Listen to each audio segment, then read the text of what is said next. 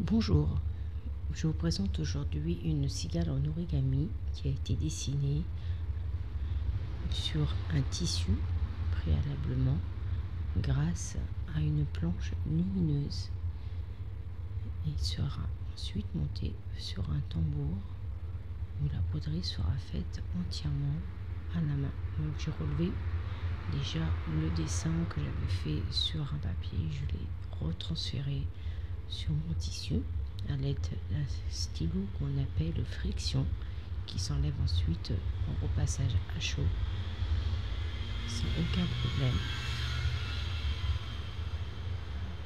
Donc ça prend un petit peu de temps au niveau du dessin, il faut faire bien attention à ne pas tout simplement décaler.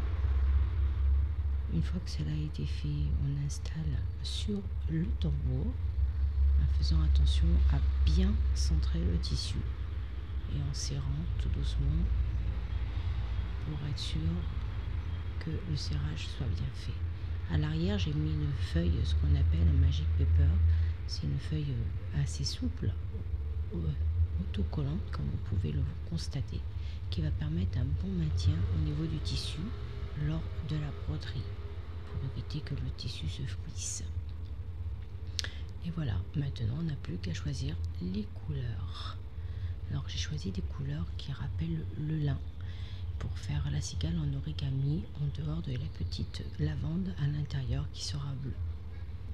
Voilà. Une fois que la broderie est réalisée, on passe au montage à l'arrière. Alors j'ai fait des replis tout simplement maintenus par des aiguilles et du fil. Donc il faut bien faire attention à ce que les plis soient pas trop serrés et surtout qu'ils soient bien plaqués. Donc on y va doucement, on les croise l'un sur l'autre, un à droite, un à gauche, en faisant des petits points de maintien à chaque fois. Sinon, bien entendu, ça ne va pas tenir, ça va s'en aller et ça ne sera pas beau. Une fois qu'on a fini ça et qu'on arrive vers la fin, bien entendu, on a un excédent de tissu. Donc il ne faut pas hésiter, couper, attention bien sûr, pas à couper trop juste, mais il faut couper, sinon ça va nous faire une boule à l'avant et ça ne sera vraiment pas joli. Donc on continue à faire nos petits plis pour masquer et faire quelque chose de correct et de propre. Donc désolé si on ne voit pas tout à fait mes doigts, mais c'est pas toujours évident. Donc on recommence à couper, on n'hésite pas.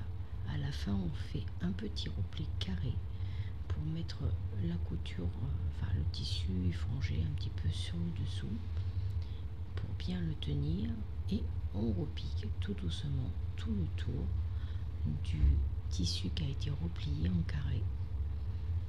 Et bien entendu, toujours à la main en faisant des petits points bien serrés, et on n'hésite pas à attraper le tissu qui est en dessous, ce qui va aider aussi à maintenir, et tout simplement pour qu'il reste bien tendu. Et à la fin, enfin, on va faire des petits points perdus et on va venir le cacher dans le tissu. Et voilà. Maintenant, on passe à l'attache. À l'attache, j'ai choisi un petit fil en jute avec un petit galon doré que je suis venue passer dans la boucle du tambour, dans le système de fermeture. J'ai ensuite noué sur lui-même mon galon et il est prêt, voilà, à être mis, et tout simplement sur le mur.